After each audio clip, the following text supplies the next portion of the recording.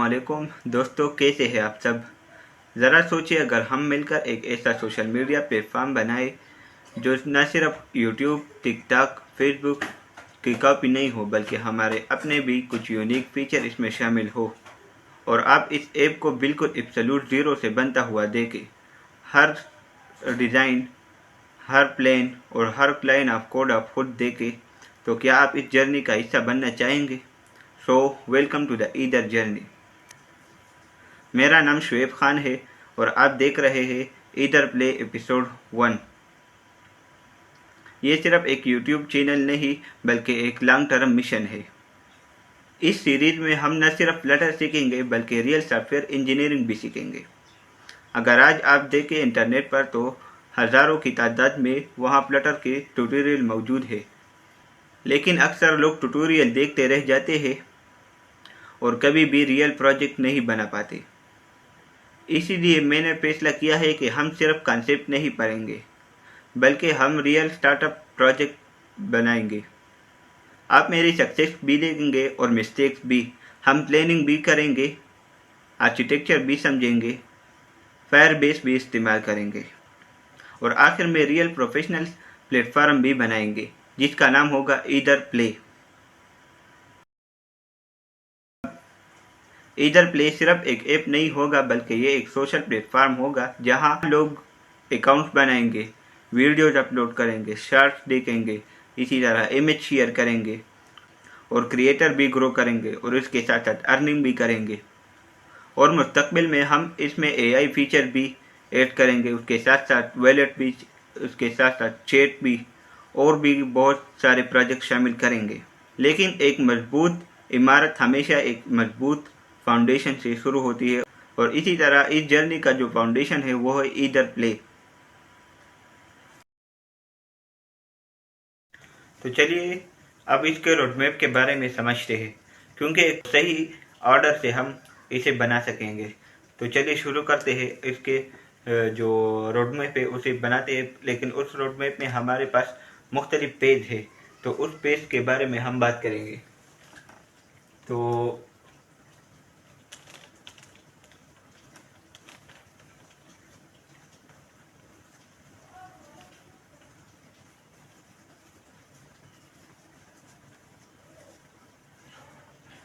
इसमें हमारे पास 6 पेज है, और हर पेज में मुख्तलिफ काम हो हम कवर करेंगे। तो चलिए शुरू करते हैं पेज 1 से।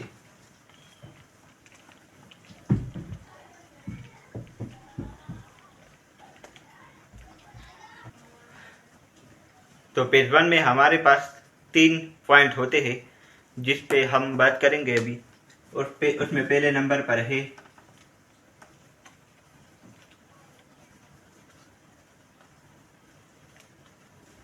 उसमें हमारे पास पहला पॉइंट जो होगा वो है प्लानिंग, क्योंकि अगर हमारे पास कोई प्लान नहीं होगा तो हम अपने प्रोजेक्ट को नहीं बना पाएंगे। तो इसीलिए प्रोजेक्ट को बनाने के लिए हमें प्लानिंग की भी जरूरत पड़ती है। उसके बाद है हमारे पास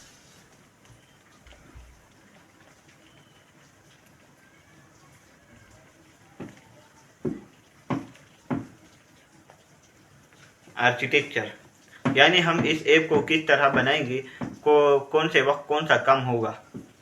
और इसके बाद होगा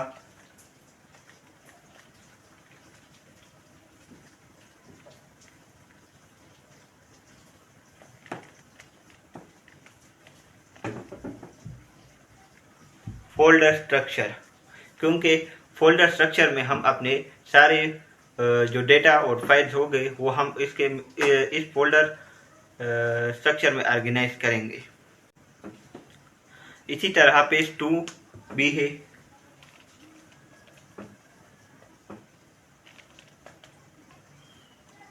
पेज 2 में भी हमारे पास 3 पॉइंट्स हो गए, जिसमें पहले नंबर पर है ऑथेंटिकेशन।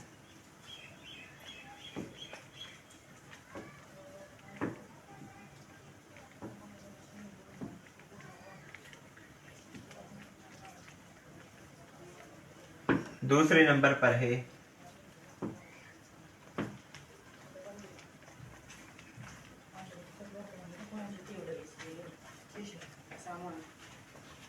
Login screen. तीसरे नंबर पर हमारे पास है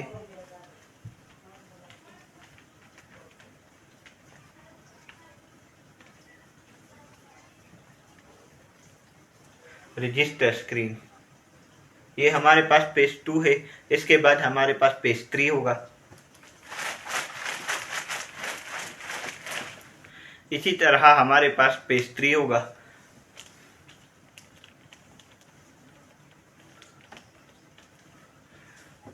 पेज 3 में हमारे पास एक पॉइंट है जो कि मेन स्क्रीन।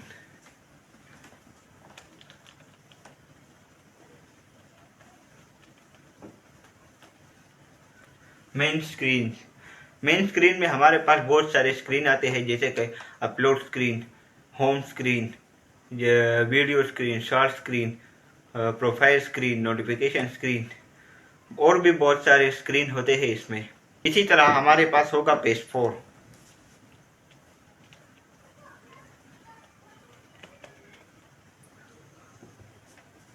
पेज 4 में हमारे पास कंटेंट सिस्टम होगा। कंटेंट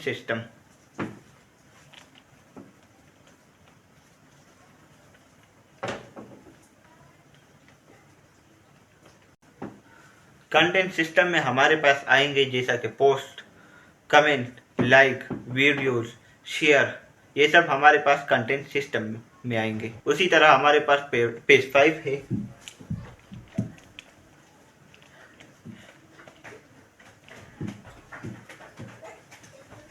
पेज 5 में हमारे पास AI फीचर होंगे। AI feature. उसी तरह हमारे पास रिकमेंडेशन होगा।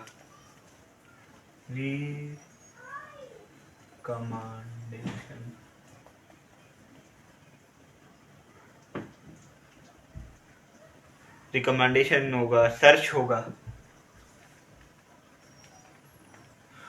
ट्रेंडिंग, और बहुत सारे फीचर्स होंगे इसमें। उसके बाद हमारे पास आता है पेज 6।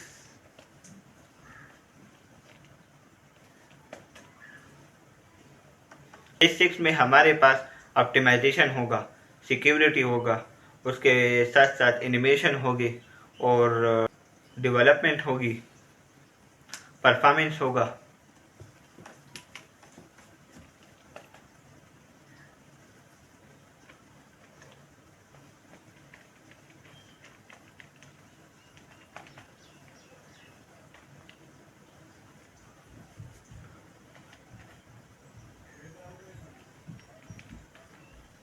सिक्योरिटी और डेवलपमेंट,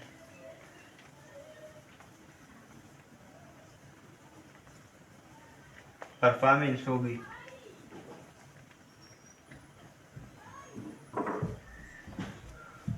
और इसके बाद हम इंशाल्लाह ऐप को लॉन्च करेंगे।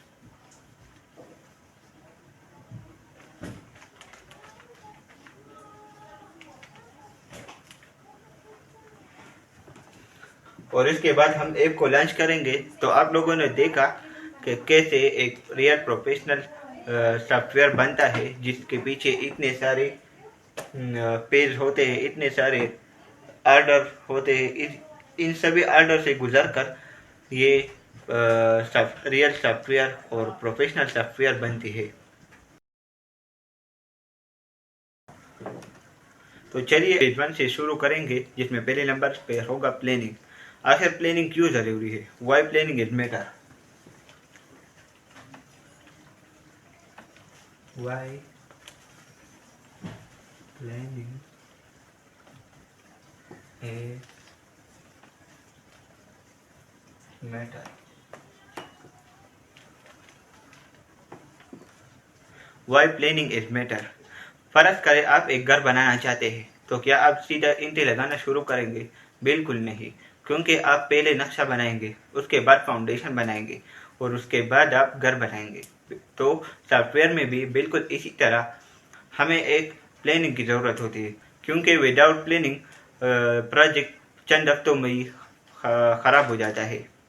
इसीलिए प्रोफेशनल कंपनी भी कोडिंग करने से पहले प्लानिंग करते हैं।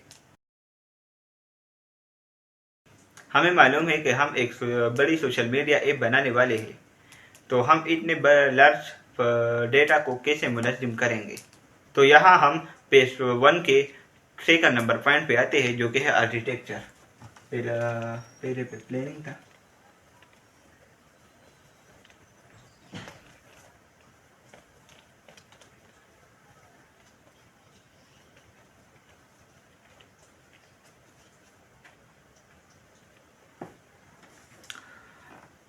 तो यहाँ हम दूसरे पॉइंट की तरफ आते हैं, आर्किटेक्चर। और सॉफ्टवेयर में इसे सॉफ्टवेयर आर्किटेक्चर कहते हैं। आर्किटेक्चर किसी भी सॉफ्टवेयर की फाउंडेशन होती है। फर्ज करें आप एक घर बनाना चाहते हैं, तो क्या हर मजदूर खुद फैसला करता है कि किचन कहाँ होगी, बाथरूम कहाँ होगा, बेडरूम कहाँ होगी? बिल्कुल नहीं, क्योंकि सबसे पहला एक आर्किटेक्ट नक्शा बनाता है, फिर उस नक्शे के मुताबिक मजदूर काम करते हैं और उस घर को बनाते हैं। बिल्कुल इसी तरह सॉफ्टवेयर में भी पहले आर्किटेक्चर बनती है और फिर उसके बाद कोडिंग शुरू होती है, जिसमें पहले नंबर पर है यूजर।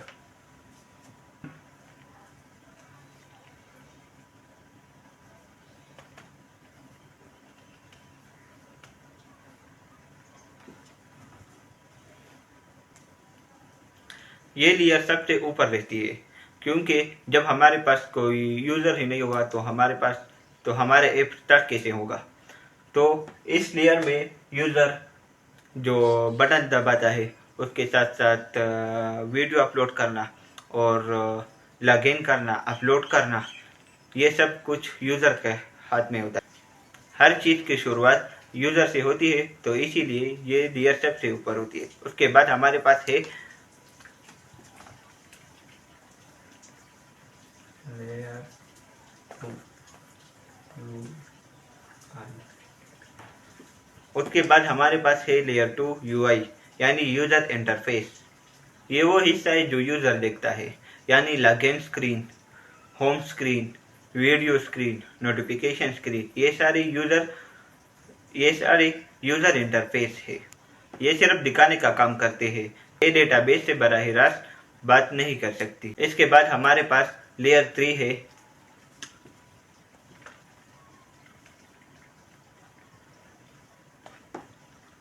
State management.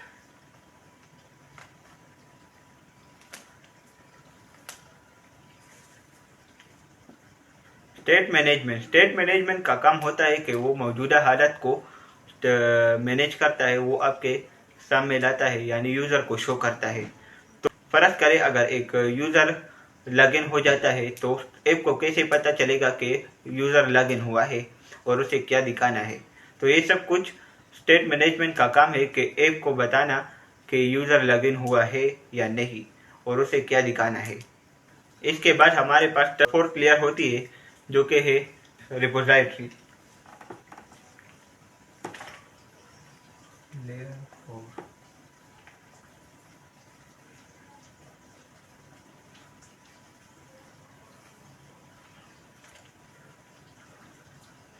रिपोजिटरी एक बहुत अहम लेयर है यहाँ पे, क्योंकि रिपोजिटरी एक ब्रिज की तरह काम करती है, जो यूआई और फायरबेस के दरमियान राबिता बनाती है।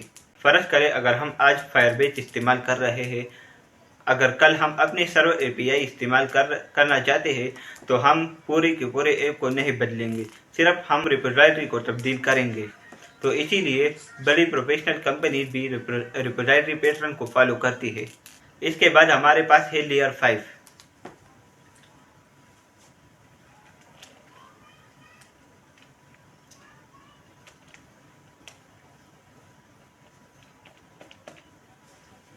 लेयर 5 में हमारे पास है फायरबेस सर्विस।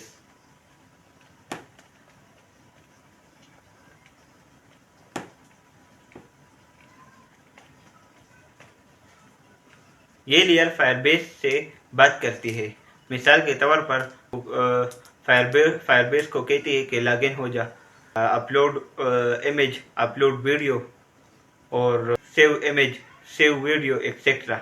ये लेयर सिर्फ फायरबेस से बात करने के, कम्युनिकेशन करने के लिए है। इसके बाद हमारे पास है लेयर 6 फायरबेस।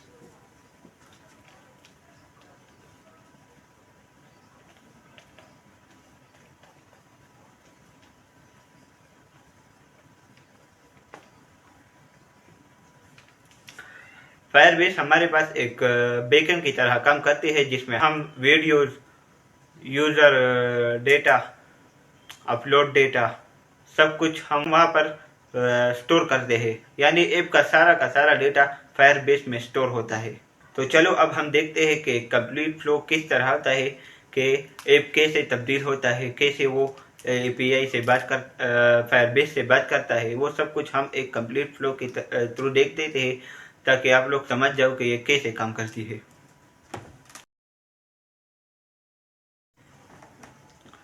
तो चलो देखते हैं कि ये पूरी कंप्लीट फ्लो किस तरह होती है। इसमें हमारे पास टोटल 9 स्टेप्स है, जिसमें पहले नंबर पर है यूजर। यूजर पहले नंबर पर है क्योंकि किसी भी ऐप की शुरुआत यूजर से ही होती है, कि वो क्योंकि यूजर ऐप खोलता है, उसको चलाता भी यूजर है, तो इसीलिए यूजर सबसे टॉप पर रहेगा। तो चलो देखते हैं कि ये पूरी कंप्लीट फ्लो किस तरह होती है। इसमें हमारे पास टोटल 9 स्टेप्स है, जिसमें पहले नंबर पर है यूजर। यूजर पहले नंबर पर है क्योंकि किसी भी ऐप की शुरुआत यूजर से ही होती है, कि वो क्योंकि यूजर ऐप खोलता है, उसको चलाता भी यूजर है, तो इसीलिए यूजर सबसे टॉप पर रहेगा। जब यूजर कोई बटन दबा देता है, तो वो 1 2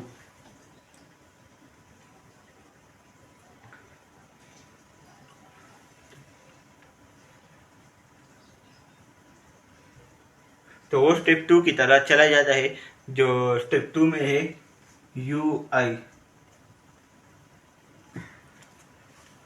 तो यूजर से यूआई की तरफ आ जाए, तो जब बटन दब जाता है तो यूआई स्टेप 3 की तरफ जाता है,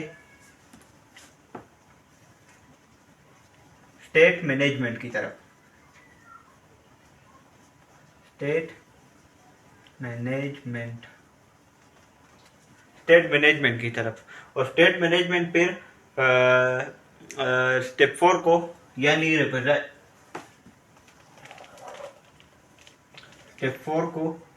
रिपोजिटरी।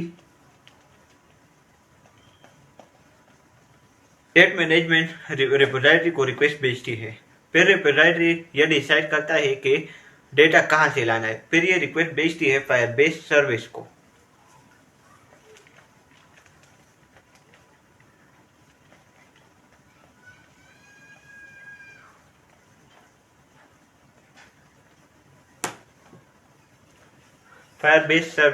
और फायरबेस जो कि एक ब्रिज की तरह काम करता है, ये फायरबेस सर्विस जो कि ब्रिज की तरह काम करता है, तो ये फायरबेस को जाकर बोल देता है कि ये रिक्वेस्ट आई है और हमें ये डेटा चाहिए। तो वो फायरबेस की स्टेप 6 फायरबेस।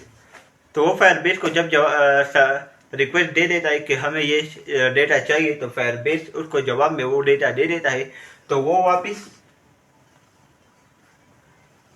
स्टेप 9 में वापस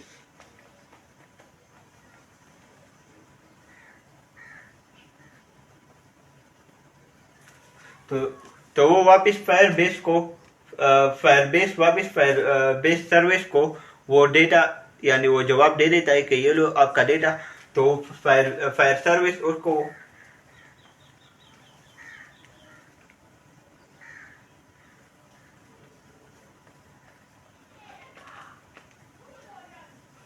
फायरबेस उसको रिपोजिटरी के पास वापस भेज देता है कि ये लो आपका डेटा, जो आपने फैसला किया था कि हमें ये चाहिए और कहाँ से चाहिए। तो उसके बाद फायरबेस रिपोजिटरी उसको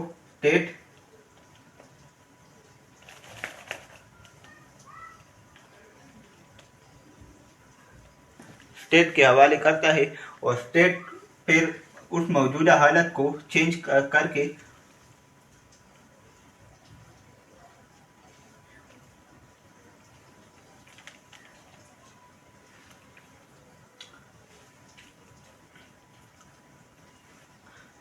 फिर स्टेट मैनेजमेंट यूआई को वो डेटा भेज देता है और यूआई अपडेट हो जाता है। तो इसी तरह इस मुकम्मल प्रोसेस से पूरा डेटा निकल कर और वापस जाकर ये पूरा यूआई चेंज होता रहता है।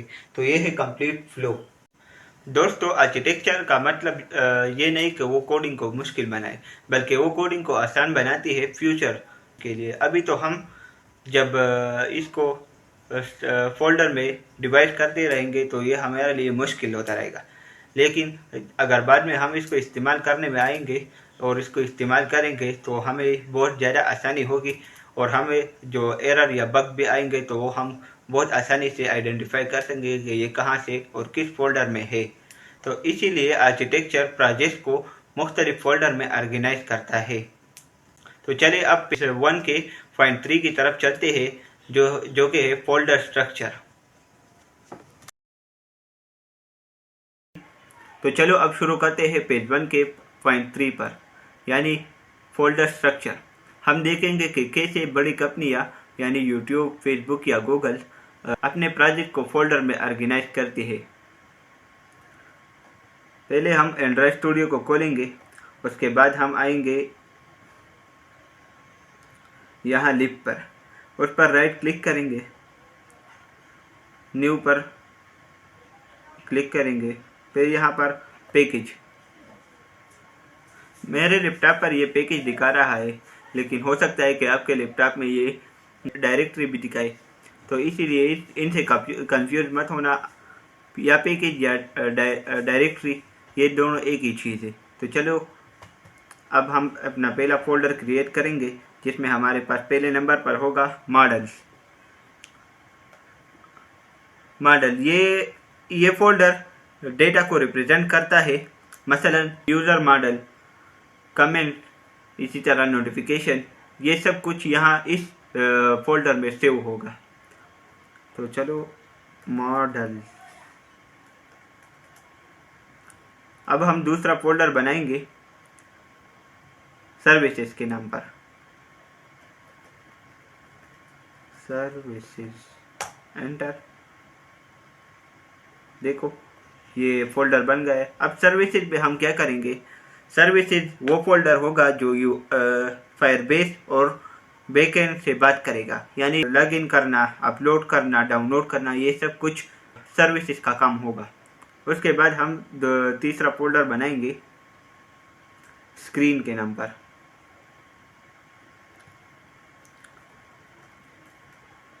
Screen, enter. तो अब हमारे पास तीसरा फोल्डर है वो है स्क्रीन। यहाँ इस फोल्डर में हम वो सब स्क्रीन रखेंगे जो हमारे ऐप में इस्तेमाल होंगे, यानी home screen, upload screen, discover screen, notification screen, profile screen, और भी बहुत सारे स्क्रीन है इसमें। उसके बाद हम एक और फोल्डर बनाएंगे जो कि है विजेट।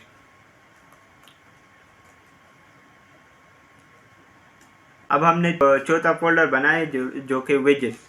अब हम इसमें रीयूजेबल यूआई, यानी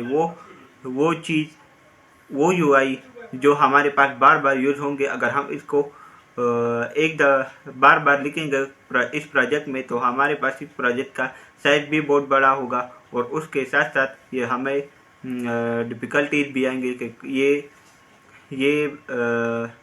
कि ये वाला यूआई किस के लिए काम करता है। तो इसी तरह अगर हम एक यूआई को एक ही जगह पर रख के और उसे फिर कॉल करेंगे तो वो हमारे लिए बहुत आसानियाँ पैदा करेगा। इसके बाद एक और स्क्रीन है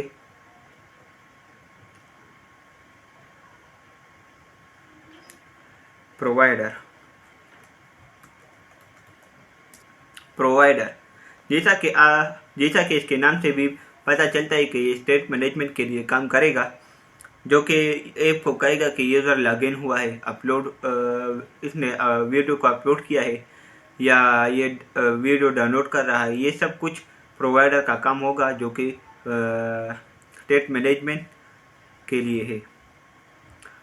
उसके बाद हमारे पास एक और फोल्डर होगा जो कि है राउटर नेविगेशन को मैनेज करता है कि कौन से स्क्रीन से कौन से स्क्रीन को जाना है। अब हम एक और फोल्डर बनाएंगे जो कि होगा यूटिल्स की तरह।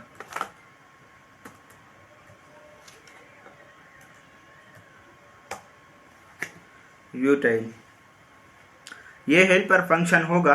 For example email validation, password validation, data format, image helper, इसी तरह बहुत सारे हेल्प जो कि हम इस प्रोजेक्ट में आसानियाँ पैदा करने के लिए बनाएंगे, वो सब कुछ यहाँ पर स्टोर होगा।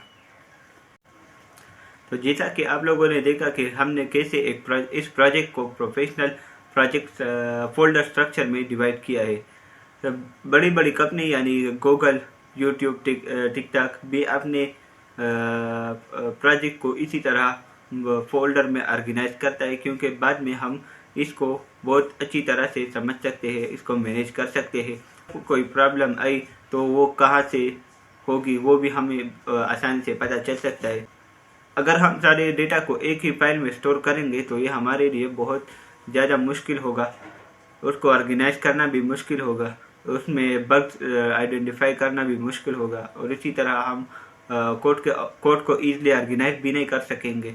और बाद में जब अगर हम इसको रीयूजेबल बनाना हो या कोई और काम करना हो इसमें, यानी और फीचर ऐड करने हो, तो उसमें भी बहुत ज़्यादा मुश्किल होगी। तो वो सब कुछ आसानियाँ पैदा करने के लिए हमें पहले से ही एक प्रोफेशनल फोल्डर स्ट्रक्चर की ज़रूरत पड़ती है।